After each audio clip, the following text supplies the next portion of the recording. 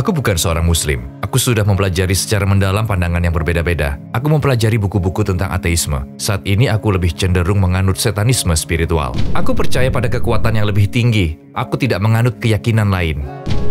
Pada awalnya aku mulai menolak hadis. Ini tidak terjadi begitu saja. Aku meninggalkan ajaran Sunni dan menganggap diriku sebagai muslim Al-Quran. Namun setelah membaca Al-Quran, aku mulai melihat Islam sebagai agama ciptaan manusia, hingga akhirnya meninggalkannya.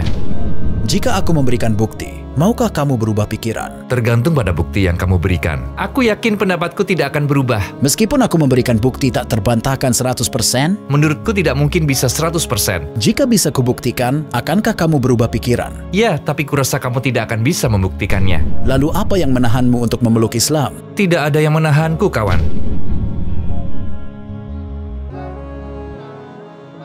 Apa yang kamu yakini? Kepercayaan apa yang sekarang kamu ikuti? Keyakinan? Ya, aku percaya adanya kekuatan yang lebih tinggi. Aku tidak meyakini apapun atau siapapun. Saat ini aku tidak menganut agama apapun. Aku sedang dalam pencarian jati diri. Bisa dibilang mencari jawaban melalui penyelidikan. Aku tidak menganggap diriku sebagai muslim. Aku juga bukan seorang penganut deisme. Aku tidak terlalu percaya dengan keberadaan Tuhan. Saat ini aku merasa lebih percaya pada satanisme spiritual. Apakah agama benar-benar ada? Mungkin. Pandanganku lebih cenderung agnostik dan apatis. Entah ada atau tidak terlalu berpengaruh pada hidupku. Pada awalnya aku mulai tidak percaya hadis, dan proses ini terjadi perlahan-lahan. Aku meninggalkan ajaran Sunni dan mulai menganggap diriku sebagai muslim Al-Quran.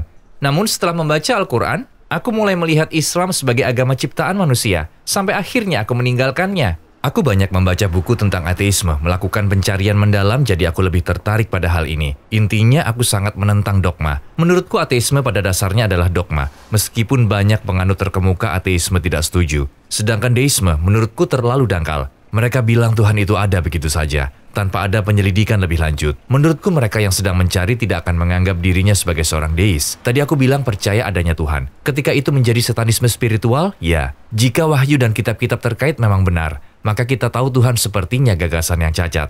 Menurutku seperti itu. Kau tahu, mungkin bukan sosok sang pencipta, tapi jelas ada sesuatu yang lebih tinggi melampaui pemahaman kita. Pasti ada sesuatu atau suatu kekuatan yang menentukan, menciptakan, atau mengendalikan semua ini. Bisa berwujud energi, kekuatan, atau Tuhan. Kita sebut saja Allah, tidak masalah. Bisa kita anggap bahwa kamu menganut deisme? Aku tidak suka melabeli diri dengan keyakinan tertentu. Aku rasa aku bukan deisme, ateis, atau muslim. Entahlah, mungkin semua agama ini, Islam, Kristen, dan Yahudi sesungguhnya benar. Jika pemahaman ini disebut deisme, maka kurasa aku seorang deis. Menurutku juga begitu. Baiklah, setelah aku berikan bukti padamu, maukah kamu berubah pikiran tentang keberadaan Sang Pencipta? Tergantung pada bukti yang kamu berikan. Aku perlu memikirkannya. Ini bukan hal sepele. Aku bisa buktikan keberadaan Sang Pencipta hanya dengan 4 kata, maka akan sangat jelas dan tak terbantahkan. Jika memang begitu, maka buktikanlah. Pelaku pasti mampu melakukan. Jika ada sebuah tindakan, siapapun yang melakukannya pasti mampu dan memiliki kekuatan untuk melakukannya. Jika tidak, maka tidak mungkin terjadi. Misalnya Masjid Selimiyah, dan coba cari tahu siapa yang membangunnya. Kita punya 4 pilihan. Pilihan pertama, Masjid Selimiyah dibangun oleh sekelompok orang yang buta, tuli dan gila yang bersatu dan bersama-sama membangunnya. Pilihan kedua, batu bata Masjid Selimiyah sepakat dan berkata, "Kawan-kawan, tunggu apa lagi? Ayo kita bangun sebuah masjid." Mereka setuju dan secara mandiri membangun masjid itu. Pilihan ketiga, masjid ini punya buku catatan atau berkas proyek yang isinya langkah-langkah pembangunan. Bisa dibilang catatan atau berkas yang mengarahkan masjid ini. Pilihan keempat, ada arsitek yang menggunakan pikiran, akal, serta bakatnya untuk membangun masjid ini. Mana yang kamu pilih? Tentu saja yang keempat. Maksudku arsitek. Aku pilih Mimar Sinan. Tepat sekali. Sama seperti contoh tadi, setiap manusia itu bangunan yang lebih hebat dan sistemnya teratur dibandingkan Masjid Selimiyah. Rata-rata manusia memiliki 100 triliun sel dan setiap detik 50 juta sel diperbarui menurut Profesor Michael Denton. Setiap sel mirip seperti kota. Berapa banyak kota yang kita punya? Kita punya 100 triliun sel. Kita tidak seperti masjid yang hanya sekali dibuat lalu dibiarkan. Kita karya yang terus-menerus diperbarui kembali dan 10.000 sel darah merah dibuat setiap detik. Ketika memperhatikan karya yang luar biasa, ada 4 kemungkinan. 1. Penciptaan manusia disebabkan oleh alam semesta yang buta, tuli dan gila, seperti angin, cahaya, atau fenomena alam lainnya. Bisa dibilang inilah faktor-faktor penyebabnya, tapi tidak masuk akal. Kenapa? Faktor-faktor yang buta, tuli dan gila tidak bisa sepakat secara mandiri menciptakan manusia, apalagi sebagian dari struktur. Kemungkinan kedua para atom yang menyusun manusia ini berkumpul dan sepakat lalu berkata, "Ayo kita ciptakan manusia." Setelah itu, mereka setuju menciptakan manusia. Tapi, proses ini juga tidak masuk akal karena muncul pertanyaan siapa yang memimpin dan siapa yang dipimpin, siapa yang memberi perintah dan yang mengerjakannya. Dengan adanya dilema seperti ini, aku simpulkan, tidak mungkin atom yang menciptakan manusia. Kemungkinan ketiga, seperti contoh tadi, catatan proyek masjid tidak bisa membuat masjid. Sama juga dengan DNA yang setara dengan berkas pada diri manusia, tidak bisa membuat manusia. DNA berfungsi sebagai cetak biru, tapi bukan arsiteknya. Kemungkinan keempat, sama seperti aku menerima keberadaan arsitek masjid, maka menurutku tak diragukan lagi ada arsitek manusia. Ada sesuatu yang berkehendak dan mampu, sesuatu yang hidup dan berbakat. Arsitek, dalam perannya sebagai arsitek, ia juga merancang manusia. Sekarang, aku ingin bertanya, seperti kita mengakui keberadaan arsitek untuk masjid, bukankah masuk akal menerima keberadaan arsitek untuk manusia? Kemungkinan keempat karena manusia jauh lebih kompleks dibandingkan masjid.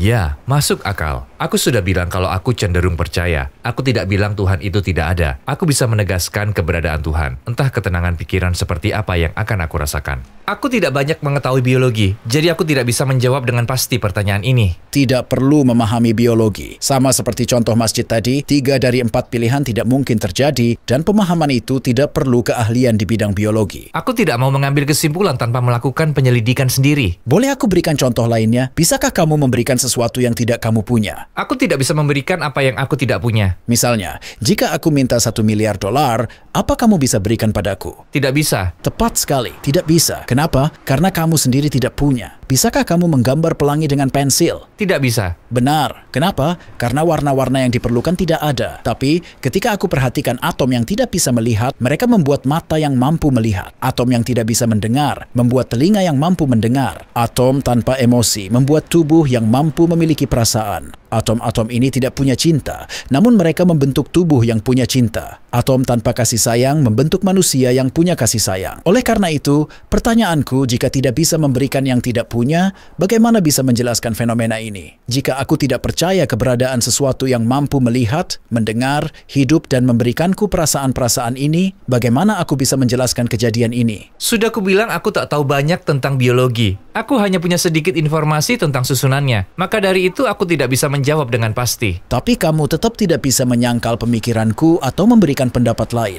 Memang betul, aku tidak bisa menyangkal pendapatmu. Mungkin jika aku beritahu kamu tentang Islam, akan lebih mudah bagimu menerimanya. Ya, kalau begitu kita bisa sedikit membahasnya. Apakah ada permasalahan yang bisa aku tawarkan solusinya agar kamu mempertimbangkan Islam? Aku sudah membaca Al-Quran, dan aku yakin pendapatku tidak akan berubah. Meskipun aku berikan bukti tak terbantahkan 100%, menurutku tidak mungkin bisa 100%.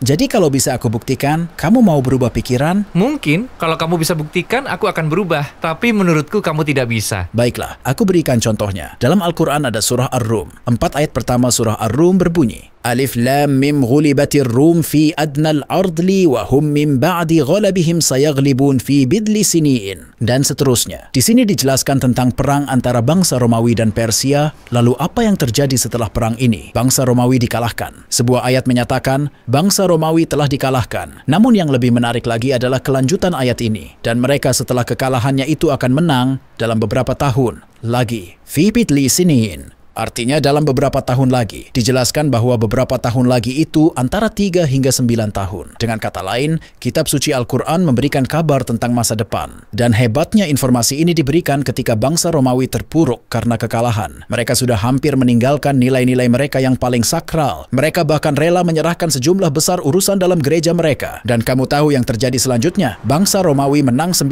tahun kemudian. Seperti yang diungkapkan Al-Quran. Maka jelas sekali seorang manusia tidak mungkin bisa menulis Allah, sang pencipta yang mengungkapkannya. Hanya dengan satu ayat, kita bisa simpulkan bahwa Islam adalah agama yang benar. Terima kasih telah mencerahkanku dengan informasi ini. Aku akan menyelidiki atas apa yang kamu sampaikan. Ada beberapa hal yang tidak aku sadari. Aku akan merenungkannya dan menemukan pendapatku sendiri. Kira-kira seperti itu. Menurutku juga seperti itu. Tidak jauh berbeda. Aku tidak menyatakan berada di luar Islam atau punya pendapat tertentu. Jika memang Sang Pencipta itu ada, aku ingin meyakininya. Menurutku itu tindakan yang tepat. Lalu apa yang menahanmu meyakini Islam sekarang? Tidak ada yang menahanku, kawan. Lalu kenapa tidak kamu ucapkan? Aku rasa tidak perlu langsung diucapkan.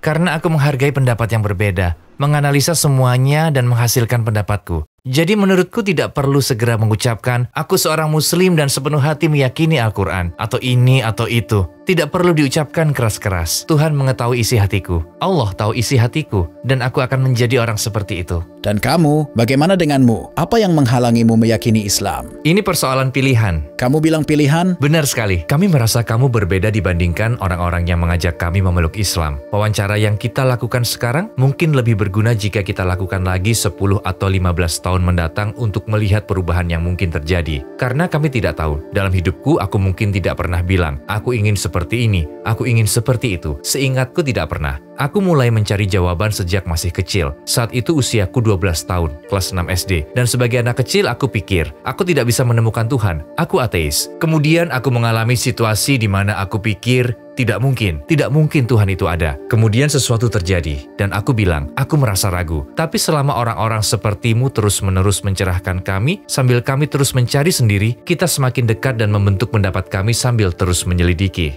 Kawan, aku senang mendengarnya. Sama-sama.